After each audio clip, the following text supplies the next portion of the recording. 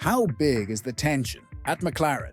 Big enough that you can hear it in a single radio line, see it in a lap 1 lunge, and feel it in the way the paddock is suddenly whispering about ground rules. After Singapore, Oscar Piastri wasn't just annoyed with Lando Norris. He sounded betrayed. "That wasn't very team-like," he snapped on the radio, moments after contact that shuffled him behind his teammate. McLaren didn't intervene during the race, and the stewards let it go as a racing incident. But for a title fight inside one team, that non-decision was the decision. It reset the temperature of the whole season. And then came the line that changed the discourse. Martin Brundle, as respected a voice as you'll find in Formula One, said the quiet part out loud.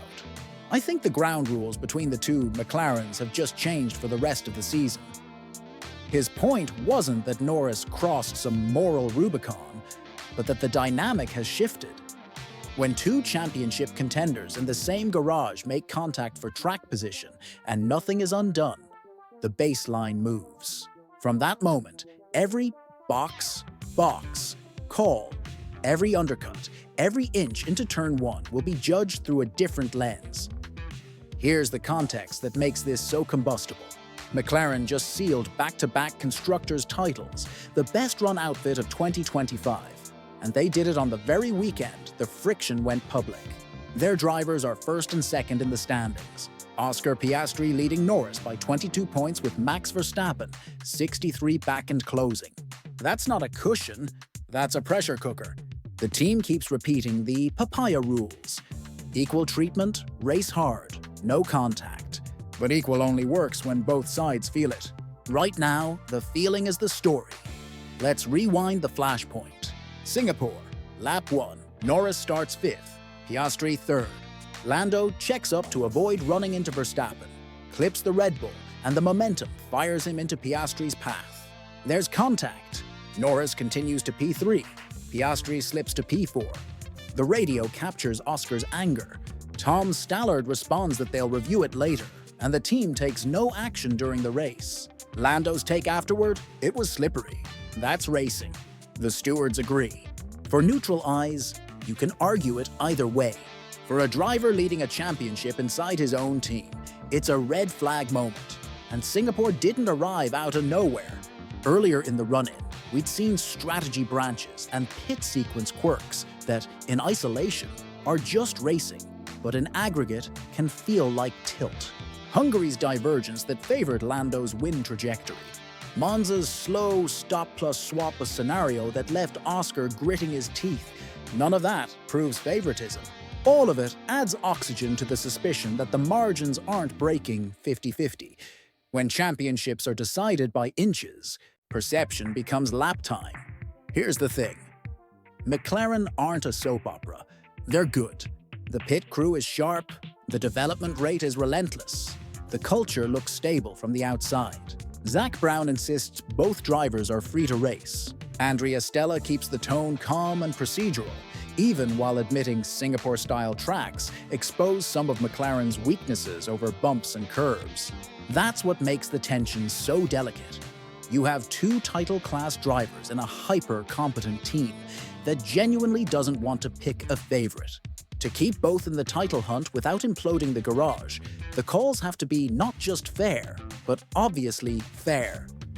Meanwhile, the wider storyline refuses to sit quietly in the background. Reports and paddock chatter keep reminding everyone that Verstappen has momentum and a calendar that suits him. Austin, Mexico, Brazil. Right when McLaren can least afford internal point bleeding. Reuters spelled it out bluntly this week. Piastri and Norris should be wary of Verstappen, whose record at COTA alone is enough to turn papaya nerves into ulcers. That's the brutal arithmetic. If orange keeps slicing orange, the champion in blue will do what great champions do: harvest chaos. So what did Brundle actually mean by ground rules changed? He meant the driver's expectations just moved. Before Singapore, there's a subconscious boundary when it's your teammate. You leave a lane, you avoid the nudge. You manage risks. After Singapore, the assumption becomes, the guy in the other McLaren will go to the limit.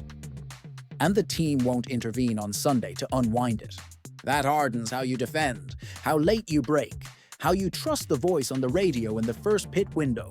Brundle also argued he couldn't see how McLaren could swap it back or justify meddling mid-race. That's the heart of it. Once you let the moment stand, you've written precedent. What happens next depends on 3 levers McLaren can still control.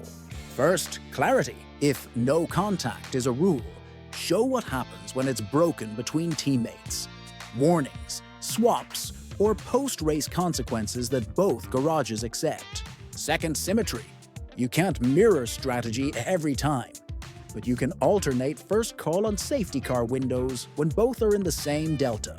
Make the coin flips transparent. Third, language. Tell the truth in the moment. Lando, you're offset to cover Verstappen. Oscar, you're pitting first to block the undercut. The why kills paranoia. None of that guarantees harmony.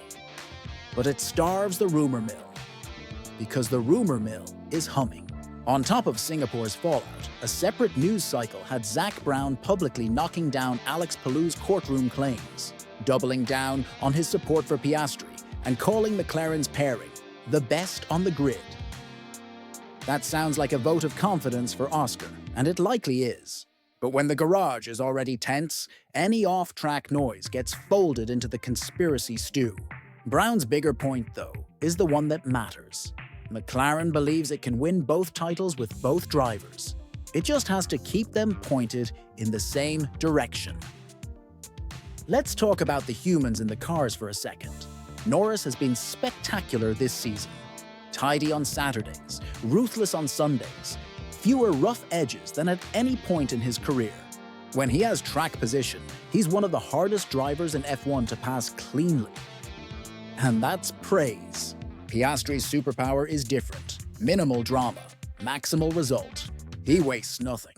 He's the kind of driver who turns a P3 car into steady P2s and wins when the door opens. That's why he leads the standings and why the radio line in Singapore cut like it did. His entire brand is built on trust in the system. When trust cracks, even a little, the entire room inhales. Quick pit lane stop. If you're into this kind of inside the garage storytelling, hit subscribe, drop a like, and tell me in the comments. Should McLaren step in more, or let Norris and Piastri sort it on track? Your take drives the next deep dive. Back to the chessboard. The run-in is ruthless. Austin's sprint plus race, Mexico's launch control drag into turn 1, Brazil's chaos generator, Vegas's tire warm-up lottery, Qatar's heat and wear, and Abu Dhabi's political theater. At each of those, there will be 1 or 2 moments where an internal nudge becomes a championship swing. Who gets the undercut? Who's protected from the undercut? Who's told to hold? Who's allowed to go? If McLaren keep it vague in real time, they'll leak points to Verstappen. If they tilt visibly toward either driver, they'll detonate a relationship that should be their superpower. Here's what I think Brundle's warning really implies. You can't unlive Singapore. The only way forward is to be more explicit, not less. Make the on-the-day rules boring. Give both garages small, obvious wins in the grey areas. And treat turn 1 between teammates like what it is. The most dangerous corner of the season. If they do that, McLaren can still deliver a 1-2 in the championship and keep the dynasty intact. If they don't, a 4-time champion in a reinvigorated Red Bull will keep dragging them into a 3-way fight they don't need, and probably win it on the margins. One last note about the narrative. It's too easy to label this favoritism for Norris, or politics against Oscar. The reality is meaner and simpler. 2 elite drivers want the same trophy, at the same time, in the same car. Tension isn't a scandal, it's physics. What is scandalous is mismanaging it. McLaren rebuilt itself brick by brick to reach this exact problem. The beautiful problem of having 2 number 1s. Now they need to show the paddock that they can do what even great teams sometimes couldn't. Keep the fight clean, keep the calls clear, and keep both drivers believing. Do that, and Papaya wins everything. Fail, and the headline writes itself. McLaren beat McLaren. Verstappen beat them both. And if you want to know how tight the wire is, remember the numbers as we leave Singapore. Constructors' title already in the bag. Piastri, +22 over Norris. Verstappen, 63 and charging. And an expert like Brundle saying the relationship just changed. The plot isn't subtle.